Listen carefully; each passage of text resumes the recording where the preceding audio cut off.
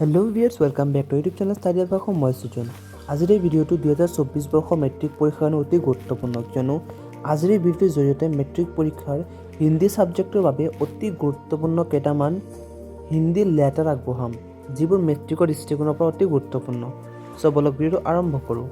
আমি সিলেক্ট কৰা প্ৰথম হিন্দী লেটাৰটো হ'ল अपने जीवन के लक्ष्य के बारे में बताते हुए अपने मामा जी को एक पत्र लिखो। अर्थात নিজৰ জীৱনৰ লক্ষ্যৰ বিষয়ে জনাই নিজৰ মোমায়েকলৈ এখন পত্ৰ লিখক।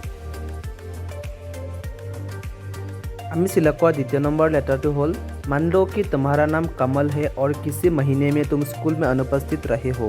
इसकी सूचना देते हुए वजह सहित अपनी कक्षा के शिक्षिका के नाम पर पत्र लिखो। अर्थात ধৰা হ'ল তোমাৰ নাম কমল আৰু মাহৰ যিকোনো এটা দিনত তুমি বিদ্যালয়ত অনুপস্থিত আছিলা, এই সম্পৰ্কে কাৰণ সহকাৰে শ্ৰেণী শিক্ষকলৈ এখন চিঠি লিখিব লাগে। इम्पोर्टेंट बोली सिलेक्ट करा तृतीय नंबर हिंदी लेटर तो होल अगले सोमवार को गुवाहाटी के चिड़ियाघर देखने के लिए तुम्हारी कक्षा के सब विद्यार्थियों को सामूहिक रूप में मैडम चेतिया महोदय के साथ जाना है। इसकी औपचारिक सूचना देते हुए अपने स्कूल के आचार्य या प्रधान शिक्षक के नाम पर एक प्रार्थना पत्र लिखो।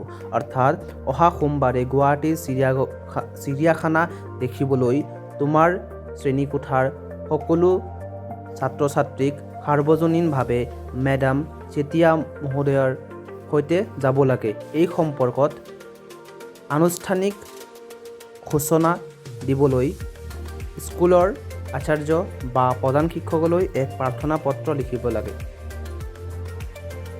আমি इम्पोर्टेंट बोली सिलेक्ट करा चौथा नंबर हिंदी लेटर होल अपने मित्र अथवा सहेली के आने वाली परीक्षा की तैयारी की जानकारी लेते हुए एक पत्र लिखो। अर्थात নিজৰ বন্ধু বা বান্ধৱীৰ আহিবলগীয়া পৰীক্ষাৰ প্ৰস্তুতি সম্পৰ্কে জানিবলৈ এখন চিঠি লিখিব লাগে।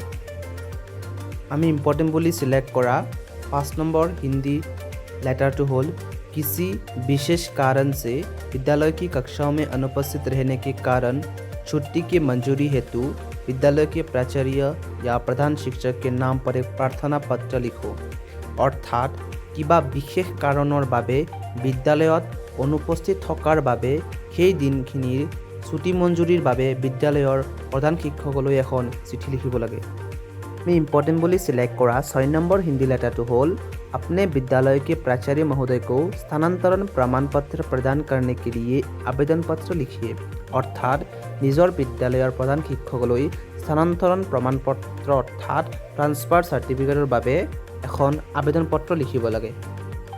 আমি इम्पोर्टेंट बोली सिलेक्ट करा 7 नंबर हिंदी लेटर और आजिर वीडियोर अंतिमটো लेटर होल अपने क्षेत्र में बार-बार लोड शेडिंग के संबंध में विद्युत प्राधिकरण को एक आवेदन पत्र लिखिए।